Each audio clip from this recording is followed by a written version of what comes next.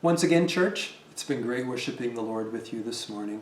My prayer has been that the presence of the living God would just fill your homes wherever you're worshiping, and that you would walk closely with Him through the coming week. May we be true as He is true to us as well.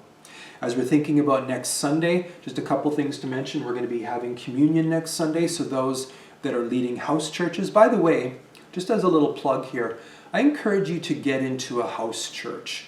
The elders have been encouraging the church to do so. If you have, if you're willing to allow some more people into your life, just a few extra people into your life, I encourage you to consider hosting a house church or finding someone to host one. Maybe you can tap someone on the shoulder who has a home that would be conducive to that.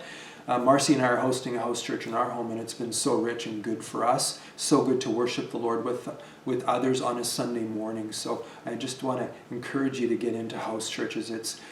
In my mind, it's the next best thing to worshiping with our church family in the sanctuary on a Sunday morning. So just to encourage you with that. House church leaders and just head of the households, all those people, just make sure you know that communion is next week, so have the communion elements ready as you begin to worship next Sunday, July the 5th.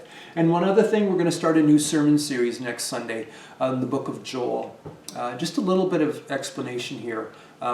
Marcy and I were reading through the book of Joel probably about 6 to 8 weeks ago. And as we were doing so, I just recognized in that moment how much the prophet Joel speaks into the moment that we are in as we are in this storm called COVID-19, and as we're looking to the future and all that it will hold. So I encourage you to read the book of Joel this coming week, for sure, Joel chapter 1, and we're going to be in the book of Joel for probably the month of July or so, maybe a little bit into August. And I'm super excited to open up the book of Joel and to see what God is going to teach us through it all. And I encourage you to pray for me as I'm preparing for it too. I haven't preached from a minor prophet like Joel before, so I'm a little bit apprehensive, but I'm still super excited to be able to do this for you. All right, benediction. I encourage you to extend your hands and to receive this blessing. Church, may God bless you and may God keep you. May God make His face to shine upon you, and may He be gracious to you. May God turn His face towards you, and may He give you His incredible peace.